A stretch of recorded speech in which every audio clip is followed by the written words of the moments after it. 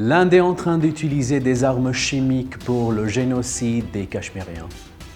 8 people have been killed after chemical gas leaked from a factory in India.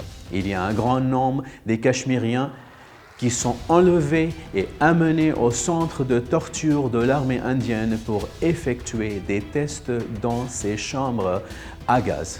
Pendant ces dernières années, l'armée indienne a utilisé des armes chimiques contre les Cachemiriens sous le couvert des gaz lacrymogènes et celui des fusils à plomb.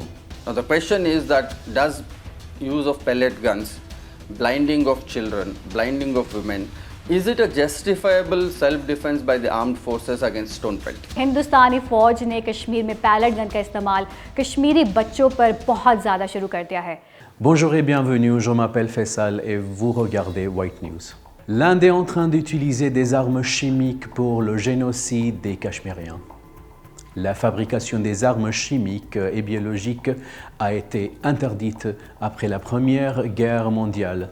Mais, en violation de ces interdictions, l'Organisation indienne de recherche et de développement pour la défense a commencé la fabrication des armes chimiques en 1958. Pour augmenter de la pression sur le Pakistan, c'était en 1997 que l'Inde s'est annoncée avoir 1045 tonnes des armes chimiques. Plus tard, en cédant à la pression internationale, l'Inde a annoncé qu'elle avait détruit toutes ces armes chimiques, mais la réalité en était le contraire. Mais aujourd'hui, il y a des nouvelles de la fuite des gaz depuis des usines indiennes qui sont signes de fabrication des armes chimiques. 8 people have been killed after chemical gas leaked from a factory in India. On se demande, dans le cas d'une telle fuite, pourquoi l'armée indienne doit évacuer les villages près de ces usines? A gas leakage was reported at the LG Polymers plant in Andhra Pradesh's Vizag. Police, fire tenders, ambulances have reached the spot as many people complained of breathlessness and eyes burning. Et on se demande également quelle connexion l'armée indienne a-t-elle avec ces usines qui produisent de tels gaz. L'Organisation indienne de recherche et de développement pour la défense est toujours en train de tester ces armes chimiques dans la région du Cachemire. Il y a un grand nombre des Cachemiriens qui sont enlevés et amenés au centre de torture de l'armée indienne pour effectuer des tests dans ces chambres à gaz. Selon un article du Kashmir Observer, l'Organisation indienne de recherche et de développement pour la défense a établi 461 chambres à gaz dans la région du Cachemire avec l'aide de l'armée. Visakhapatnam के chemical plant में गैस रिसाव हुआ है। बड़ी खबर इस वक्त आ रही है, 1000 से ज्यादा लोग बीमार बताए जा रहे हैं। 3 किलोमीटर तक गैस का असर देखा जा रहा है।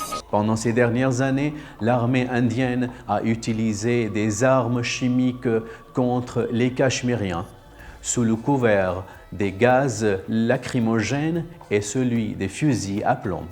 Et pendant les 2 dernières années, on a utilisé des fusils à plomb qui paralysent le corps humain. We had no intentions to pelt stones, but the police attacked us, and several boys were injured, including me. I was hit on the right side of my body by pellets. Malgré plusieurs appels par la communauté internationale d'arrêter l'utilisation des fusils à plomb, il est étonnant que l'armée indienne l'a augmenté, surtout contre les jeunes, et plusieurs maladies graves se répandent rapidement dans la région du Cachemire.